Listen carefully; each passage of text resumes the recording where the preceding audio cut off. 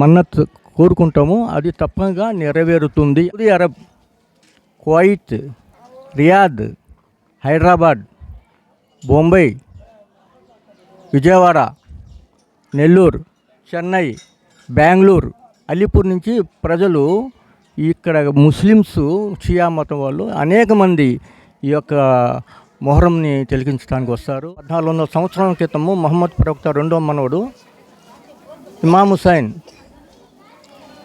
తన ప్రాణాలని కర్బలాలో అర్పించాడు. ఆయన హాయ్, మనం ప్రజెంట్ అయితే ఇప్పుడు ఖైద్ అల్పూర్లో అయితే ఉన్నాం అనమాట. ఇది ఇక్కడ మొహరం అయితే జరుగుతుంది. పేరేం పేరు? నా పేరు వజీర్ అలీ, మిర్జా వజీర్ అలీ, కాకితాల్పూర్. దీని చరిత్ర గురించి చెప్తారా? ఈ చరిత్ర అంటే కొన్ని వందల సంవత్సరాలు జరుగుతుంది ఇక్కడ. మా తాతల ముత్తాతల కాడి నుంచి పీర్ల సావిడి ఇక్కడ స్థాపించబడి ఉంది. మా తాతలు, ముత్తాతలు, మా తండ్రులు అందరి తర్వాత మేము ఈ రోజుల్లో ఇక్కడ ఈ పీర్ల సావిడి అనేది పీర్ల ఉత్సవం అంటే దుఃఖసాగరం, సంతోషం. పీర్ల పండుగ కాదు, ఇది దుఃఖసాగరం. మేము ఇమాం 1400 సంవత్సరాల క్రితము మహమ్మద్ ప్రవక్త రెండో మనవడు ఇమామ్ హుసైన్ తన ప్రాణాలని కర్బలాలో అర్పించాడు. ఆయన యజీద్ అనే దుర్మార్గుడు కర్బలాకి సంధి పిలిపించి అక్కడ వాళ్ళని బంధించి నీళ్లు ఆహారాలు లేకుండా చిన్న పిల్లలతో సహా 72 మంది అంచెలతో ప్రాణాలని తీయించాడు.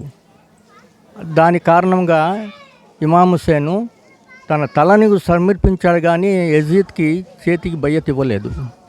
ఆ కారణంగా ఈరోజు మేము 14 సంవత్సరాలు పూర్తయినా కానీ ఇది ధర్మానికి అధర్మానికి జరిగిన యుద్ధం కాబట్టి ఈ ధర్మంని కాపాడుకోవటం ఇస్లాం మతం కోసం మహమ్మద్ ప్రవక్త మనవడు ప్రాణత్యాగం చేశాడు. ఈ ప్రాణత్యాగం యొక్క జ్ఞాపకార్థమే మొహరం ఉత్సవము.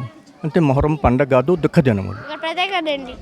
ఇక్కడ ప్రత్యేకత అంటే మొహరం 10 రోజుల్లో నెలపడుపు నుంచి 10వ దినం వరకు ప్రత్యేకల్లో 7వ దినము, 8వ దినము, 9వ దినము, 10వ దినం ప్రత్యేకత ఉంది. 7వ దినము జనాబే ఖాసిం అలైహిస్సలాం షహీద్ అయ్యారు. ఆ రోజుని గుర్రం మీద ఆయన ఊరేగింపు జరుగుతుంది. మాతం చేస్తారు. మాతం అంటే రక్తం చిందిస్తారు ఆయన జ్ఞాపకార్థం మీద. 7వ దినము. 8వ దినము నిప్పుల గుండం. రాత్రి 8 నుంచి మొదలై 12 వరకు నిప్పులు తొక్కుతారు. 9వ దినము పీర్ల పెద్ద సావుడి పీర్ల పండుగ. ఈ యొక్క పెద్ద పీరుని ఊరేగింపు చేస్తారు. అది సబే షహాదత్ అంటారు. సబే షహాదత్ రోజు ఇమామ్ సలాం పీరుని ఊరేగింపు తీసుకొచ్చి 10వ రోజు షహాదత్ అంటే ఇమామ్ హుస్సేన్ మరణించిన రోజు. ఆయన యుద్ధంలో అమర వీరం పొందుతాడు. ఆయన ఆ రోజున ఆయన జ్ఞాపకార్థం కోసం మేమందరము ఇక్కడ షియా ముస్లిమ్స్ మాతం చేస్తాము. అలా ఆ రోజు గుండం మూసేస్తారు. ఈ కార్యక్రమంని చాలా గొప్పగా జరుగుతుంది. అందరూ వచ్చి వస్తారు చూడటానికి. కానీ ఇది మొహరం అనేది పండుగ కాదు, ఇది దుఃఖదినములు. ఇమామ్ హుస్సేన్ జ్ఞాపకార్థంగా మేము ఈ దుఃఖములో ఆయన రక్తం చిందించాడు కాబట్టి మా కోసం అని ఈరోజు ఆయన కోసం అని మేము రక్తం చిందిస్తున్నాం. ఇది మా ప్రత్యేకత. అక్కడ కోరికలు తీర్తాయంట కదా, అది నిజమేనా? తీర్తాయి. మనస్ఫూర్తిగా భగవంతుడిని ప్రార్థించుకుంటూ ఇమాం దగ్గర కోరిన కోరికలను తప్పనిసరిగా తీరుతుంటాయి. అంటే కోరికలు తీరకపోతే మనం వాళ్ళని దూషించడం కాదు, మన మీద మనకు నమ్మకం ఉండాలి, భగవంతుడి మీద నమ్మకం ఉండాలి. కోరికలు తీరుతాయి. కానీ ఇక్కడ ప్రత్యేకంగా ఈ మొహరం 10 రోజుల్లో Saudi Arab, Kuwait, Riyadh, Hyderabad, Bombay, Vijayawada, Nellore, Chennai, Bengaluru, Alipore నుంచి ప్రజలు ఇక్కడ ముస్లిమ్స్, షియా మతం వాళ్ళు అనేక మంది ఈ యొక్క మొహరంని తిలకించడానికి వస్తారు.